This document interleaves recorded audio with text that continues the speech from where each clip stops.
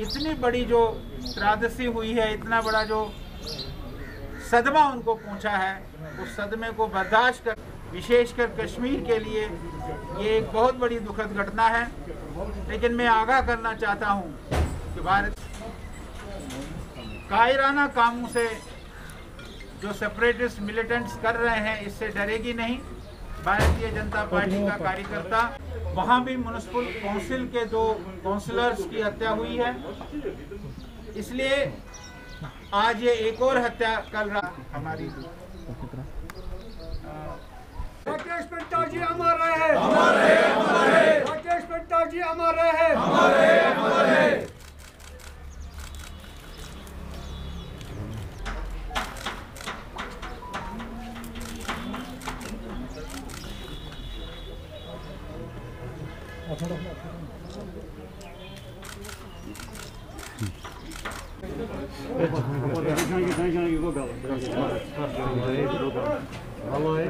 श्रद्धांजलि भी मैंने कहा कि एक बहुत दुखद घटना है और लगातार पिछले 1 साल से भारतीय जनता पार्टी के कार्यकर्ता मिलिटेंट्स सेपरेटिज्म के शिकार हो रहे हैं। बहुत ये एक निंदनीय कंडेमनेबल ये हरकत है। ऐसा ये हुआ है कल शाम को। म्युनिसिपल कमेटी के चेयरमैन त्राल के राकेश पंडिता जी, उनको कल रात को 10:15 बजे वो अपने दोस्त के घर ठहरे हुए थे, वहां आकर उनको जिस प्रकार से मारा गया, जिस प्रकार से उनकी हत्या की गई है, ये बहुत कंडेमनेबल है। ऐसी घटना ये होनी नहीं चाहिए, ऐसा जो है ये होना नहीं चाहिए। और मैं राकेश पंडिता जी से कहीं बात करता था तो वो मुझे यही बताते थे कि मैं त्राल में बहुत अच्छा काम कर रहा हूँ, मैं त्राल के लोगों के लिए काम कर रहा हूँ, त्राल में म्युनिसिपलिटी जो कमेटी है उस कमेटी को मजबूत करने के लिए मैं काम कर रहा हूँ, वहाँ के लोगों के विकास के लिए, डेवलपमेंट के लिए मैं काम कर रहा हूँ। और ऐसा व्यक्ति जो विकास के लिए, डेवलपमेंट के लिए काम कर रहा हो, उसके ऊपर इस प्रकार से हत्या करना, उस प्रकार से उसको मारना, मैं इसकी कड़ी निंदा करता हूं। कड़ी इसका कंडेमनेबल इंसिडेंट। ट्वीट किया कि ये सिक्योरिटी के बगैर वहां गए थे। दे अपील्ड ऑल जो भी यहाँ पे लीडर है, चाहे वो किसी भी पार्टी से है, सिक्योरिटी के बगैर नहीं जाए। ये सिक्योरिटी के बगैर क्यों गए था? नहीं, आपका कहना ठीक है, सरकार का भी कहना ठीक है, लेकिन मैं सरकार से ये पूछना चाहता हूँ कि हम वसीम भारी जो बांडीपुरा में मारा गया, उसका बाप मारा गया, उसका भाई मारा गया, क्या वहाँ सिक्योरिटी, वो सिक्योरिटी छोड़ कर गया था? सिक्योरिटी तो उसके पास थी, तब भी वो 3 लोग। आप मानते हैं कि सिक्योरिटी लैब्स? बिल्कुल बिल्कुल, क्यों नहीं है? सिक्योरिटी लैब्स है क्या? सिक्योरिटी CID को ये पता नहीं था वहाँ लोग घूम रहे हैं? 3 लोग अनआइडेंटिफाइड मिलिटेंट्स वहाँ घूम रहे हैं, ये सिक्योरिटी की लैब्स नहीं है तो क्या है?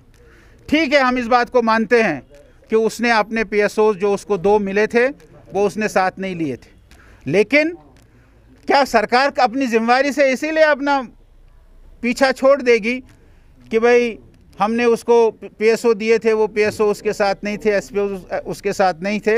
ऐसा मैं नहीं मानता हूँ। सरकार को इस प्रकार के जो दरिंदे जहाँ भी घूमते हैं, जहाँ भी ये फिरते हैं, उनकी पूरी नज़र उन पर रखी हुई होती है। उनकी लैप्सेस हैं, उनको भी अपनी लैप्सेस माननी चाहती हैं। लेकिन मैं इस बात को भी मानता हूँ कि हो सकता है अगर इसके 2 PSO साथ होते तो ये बच जाता। जैसे कुछ दिन पहले नुनर में, गांधरबल के नुनर में एक हमारे कार्यकर्ता के घर, अब्दुल कादिर उसका नाम है, उसके घर हमला करने आए, उसका PSO वहाँ था। वो PSO ने बड़ी बहादुरी से मुकाबला किया, वो PSO शहीद हो गया और हमारा जो प्रोटेक्टेड पर्सन था वो बच गया। ये हो सकता है, मैं मानता हूँ, लेकिन सरकार भी, पुलिस भी, CID भी, सारा सिस्टम भी अपनी जिम्मेदारी से ये कहने से बच नहीं सकता, बचना नहीं चाहिए। कई सारे लोग इस किलिंग को कश्मीरी पंडित की रिटर्न से जोड़ रहे हैं, क्या आपको लगता है कि ऐसा देखिए, इस समय क्या है कि पॉलिटिकल किलिंग्स हो रही है। ये इसलिए इसको मारा गया कि ये बीजेपी का वर्कर था, ये इसलिए नहीं मारा गया कि ये पॉलिटिकल, ये कश्मीरी पंडित है। ये इसलिए मारा गया कि ये कश्मीरी पंडित भी है और ये एक पॉलिटिकल पार्टी और वो भी बीजेपी का एक रुकन है, बीजेपी का एक वर्कर है, इसलिए ये मारा गया है। इसको आप रिटर्न के साथ जोड़ेंगे, मुझे नहीं लगता है इसको रिटर्न के साथ जोड़ना है, लेकिन ऐसी घटना घटने से कश्मीरी पंडित जो यहाँ वापस की बात सोच रहे हैं, आना चाहते हैं, उनके मन में एक खौफ, एक डर, ये स्वाभाविक है, उनके मन में ये आएगा कि हम ये देखो क्या हो रहा है, इसलिए वो उस पर थोड़ा बहुत इफ़ेक्ट तो करेगा, लेकिन मैं इसको एक पॉलिटिकल किलिंग मानता हूँ। ये एक बिल्कुल सियासी किलिंग है, इसको किसी क्लींजिंग के साथ इसको नहीं जोड़ा जा सकता है, ऐसा मेरा मानना है।